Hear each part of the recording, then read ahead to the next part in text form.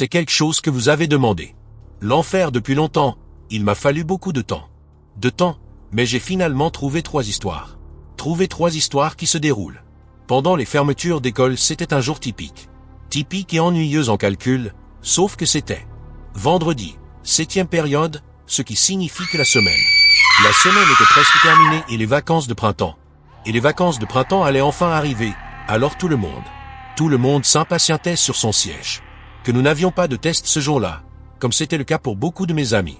Comme beaucoup de mes amis l'ont fait avec leurs autres professeurs. Alors notre professeur, au milieu de la classe a décidé de commencer à jouer avec nous à des jeux avec nous sur Sparkle Calm. C'était un professeur très décontracté comme ça, alors que nous faisions un quiz sur le logo de la marque sur Sparkle. Je me souviens du moment exact où c'est arrivé, juste après que mon ami ait répondu à la question. Juste après que mon ami ait répondu à une question. À une question dont je me souviens de la réponse exacte. À Adidas, la voix du doyen a retenti dans le haut-parleur. Dans le haut-parleur, il avait l'air paniqué et frénétique en disant à tous les professeurs que ce n'était pas un exercice et qu'il fallait entrer dans la salle de classe. Ce n'était pas un exercice et qu'il fallait se mettre à l'abri. J'ai eu des frissons et j'ai eu la chair de poule sur les bras. De la chair de poule sur mes bras, car notre professeur, d'habitude décontracté, semblait lui aussi paniqué. Il a couru pour éteindre les lumières et nous a conduits au fond de la salle. Nous sommes restés assis en silence pendant environ 2 minutes, puis le bourdonnement habituel d'un panneau au fond de la salle s'est fait entendre, indiquant que l'école avait dû couper l'électricité. Nous sommes regardés les uns les autres. Que cela devait être sérieux. Quelques minutes d'attente plus tard, nous avons entendu un homme qui criait à tue-tête dans le couloir. Dans le couloir, 2 filles de la classe se sont mises à pleurer. Ce qui nous a fait encore plus peur, car les cris se rapprochaient de la salle de classe. L'homme à la voix lunatique a commencé à frapper sur les casiers en criant « Je vais vous tuer. Chacun d'entre vous ». C'est à ce moment-là que j'ai commencé à craindre pour ma vie. Mon professeur nous a fait taire et nous nous sommes tous regardés les uns les autres pour voir les réactions de nos camarades. Les coups se sont déplacés des casiers vers la porte de notre classe. À la porte de notre classe, et c'est à ce moment-là qu'une des filles qui pleurait a crié « Non ». L'une des filles en pleurs a crié « Non ». Les coups sur la porte n'ont fait qu'empirer. Et l'homme s'est mis à crier. Ouvrez 2 des filles de la classe. 2 filles de la classe pleuraient à chaudes larmes et cela semblait durer une éternité. Cet homme frappait à la porte. Mais il a fini par continuer à descendre les couloirs en criant comme un fou jusqu'à ce qu'on ne l'entende plus. Mental jusqu'à ce que nous ne puissions plus l'entendre. Mais j'ai eu l'impression qu'il s'agissait d'une demi-heure. La situation, le doyen est revenu par haut-parleur pour expliquer la situation. Ce qui était surprenant de sa pari-là. Il a expliqué qu'une personne apparemment mentalement instable était entrée dans le bâtiment et avait agressé la femme assise à l'accueil, la poussant à fuir le bâtiment. L'accueil, ce qui l'a poussé à s'enfuir du bâtiment en criant et le personnel ne savait pas si l'homme était armé ou non. C'était avant que l'école n'avait pas de caméra et ne pouvait pas se permettre de sécurité. L'école était donc largement ouverte à ce genre d'incident. Le personnel avait balayé tous les couloirs et toutes les couloirs et les salles de classe et n'a pas pu le trouver. Le doyen a donc demandé de reprendre les cours, mais de garder toutes les portes fermées et de ne laisser aucun élève de quitter l'établissement pour quelque raison que ce soit. La partie la plus troublante est que l'un des concierges travaillant de nuit a trouvé l'homme endormi dans l'un des placards de rangement situés à l'arrière de l'école. L'école est, selon les rumeurs répandues par mes camarades, il y avait un Magnum 44 dans sa poche. Un 44 Magnum, le concierge a dû faire quelque chose de stupide pour le réveiller.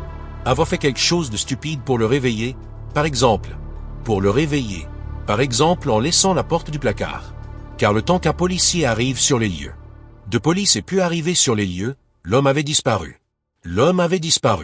Toute ma classe, pour autant que je sache, n'a aucune idée si cet homme a été retrouvé. Mais j'aime à penser qu'il reçoit l'aide dont il a besoin. Dans mon école, il y a d'abord 2 périodes de déjeuner. Pour tous les élèves de 6e et quelques élèves de 5e. Et quelques élèves de 7e année, Le deuxième. Pour l'autre moitié des élèves de 7e année. L'autre moitié des élèves de 7e année et tous les élèves de 8e année. Le lockdown s'est produit au début du mois d'octobre, le jour où l'on sait. Début octobre, le jour où le lockdown a eu lieu. Le lockdown s'est produit par un temps couvert et pluvieux. Pendant la pause déjeuner, j'ai entendu 4 fortes détonations. Personnellement, j'ai pensé que c'était le tonnerre. Mais toute la foule du déjeuner s'est mise à crier. A commencé à crier. Je pensais que ces enfants étaient juste sérieux. Mais le service de sécurité du campus est arrivé et a commencé à crier aux gens d'aller dans la salle polyvalente et les enfants qui faisaient la queue pour acheter leur déjeuner ont dû jeter leur repas et entrer à l'intérieur. Moi et quelques amis sommes entrés dans la salle, ainsi qu'un grand groupe d'autres enfants. Tout le monde était curieux de savoir ce qui se passait. Notre salle polyvalente est immense. Et le mur du fond de la salle est fait de verre transparent. De verre transparent. Lorsque mes amis et moi avons été précipités à l'intérieur, la sécurité du campus couvrait la vitre avec des rideaux. Et il y avait des adultes à chaque sortie. Mon ami Eric était curieux, tout comme le reste d'entre nous. Il a donc demandé à l'un des adultes ce qui se passait. Ce qui se passait quand il est revenu, il a dit, tu sais, juste en face de TMS, il y a ces maisons. J'ai répondu qu'il y avait ce fou, mentalement handicapé qui s'est barricadé devant sa maison et il menaçait de se suicider et de tuer les flics. Les flics, s'il est expulsé, il se promenait à l'extérieur de l'école. En observant les enfants.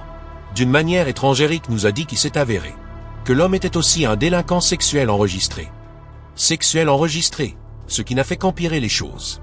Dans la salle polyvalente pendant une heure entière, ce qui a occupé 2 périodes. Après que l'affaire ait été réglée, nous avons été escortés vers nos salles de classe, un par un.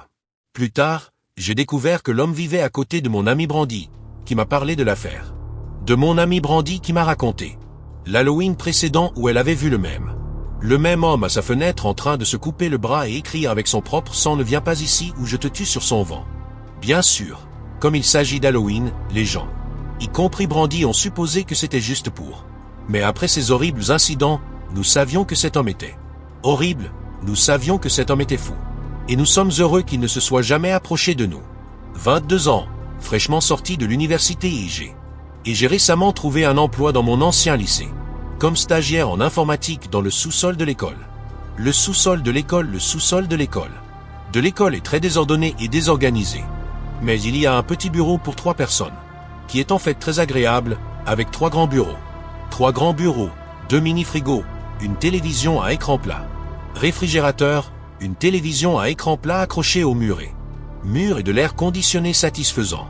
Un luxe dont les élèves et les enseignants ne peuvent pas profiter dans l'école et bien surtout les serveurs de l'école et d'autres équipements informatiques. J'ai obtenu ce poste parce que 3 de mes anciens professeurs d'informatique m'adoraient. Je pouvais les considérer comme de vrais amis et pas seulement des professeurs. Alors ils ont énormément aidé à me faire décrocher ce travail.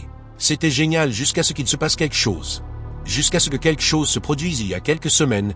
Mes 2 collègues qui partagent le même bureau que moi, Dave et Gary, n'étaient pas dans le bureau à ce moment-là. Ils étaient à l'étage et travaillaient sur des papiers ou autre chose. Je mangeais mon sandwich pendant ma pause déjeuner quand j'ai reçu un coup de fil d'une des femmes de l'accueil qui m'a dit que l'école était fermée et que quelqu'un, probablement armé, était entré dans l'école. Je n'ai pas pu faire grand-chose d'autre que d'éteindre les lumières. Parce que, étonnamment, aussi beau que soit ce petit bureau, il n'avait pas de porte réelle. Il n'y avait pas de véritable porte, juste une grande ouverture et la porte du sous-sol n'avait même pas de serrure. Pour ma sécurité, j'ai éteint toutes les lumières du bureau. Et l'écran de mon ordinateur, j'ai gardé mon téléphone sur le bureau, en envoyant des textos en vrac à Gary et à Dave. Mais ils ne répondaient pas. Je me suis assis dans l'obscurité, dans le noir, à jouer à des jeux sur mon téléphone pendant 20 minutes en attendant que l'on m'appelle de l'avant pour me dire de reprendre le travail. Je n'avais aucune idée de ce qui se passait. Je ne pouvais pas entendre ce qui se passait à l'étage depuis d'ici. Mais je n'étais pas autorisé à passer des appels, jusqu'à ce qu'on m'informe que le confinement La porte bruyante du sous-sol s'ouvrait et le grincement. Bruyante du sous-sol s'est ouverte et le grincement a résonné dans le sous-sol et dans mon bureau. Et dans mon bureau. Je me suis redressé sur mon siège en me demandant si je devais appeler Gary ou Dave. Gary ou Dave, j'étais impatient d'obtenir d'informations de leur part. Quelqu'un est arrivé en courant. Descendre les escaliers et leur pas s'approchait de mon bureau. J'ai repoussé ma chaise et me suis glissé sous mon bureau. Quelqu'un est entré dans le bureau mais n'a pas. Mais n'a pas allumé la lumière. Il n'y avait que du silence. Je ne peux même pas décrire la peur que j'éprouvais.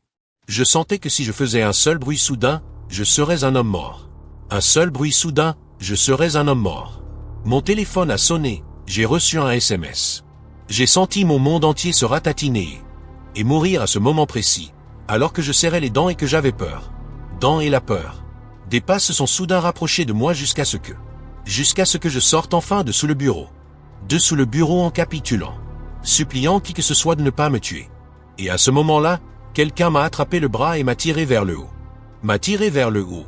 C'était un type en jean rouge à carreaux rouge et une casquette noire rougeâtre. Il m'a dit que c'était bon, que je me cachais juste ici avec vous. Je suis juste ici en train de me cacher avec toi. Je lui ai chuchoté. Il a ignoré ma question et m'a demandé s'il y avait une sortie par ici. Je lui ai dit. Par là avant qu'il ne puisse faire quoi que ce soit d'autre. Rien d'autre. Je lui ai demandé qui vous êtes. Il y a eu un bref moment de silence. Avant qu'il ne commence à expliquer qu'il venait chercher son fils.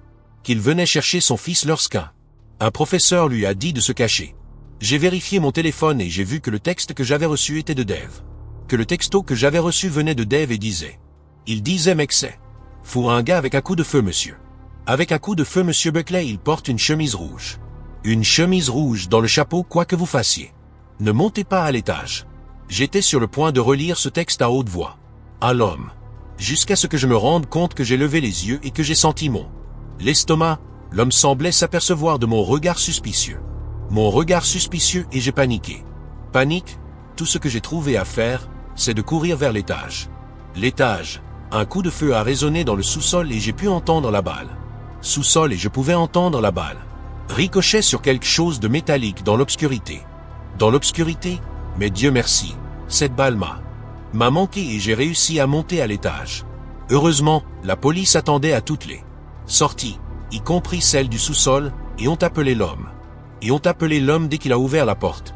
Bonne nouvelle, notre professeur monsieur Buckley a survécu au coup de feu. Plus tard, il a été déterminé que l'homme et monsieur Buckley avaient eu un différend pour une raison ou une autre. Buckley s'était disputé pour une raison quelconque, mais cela n'a jamais été révélé.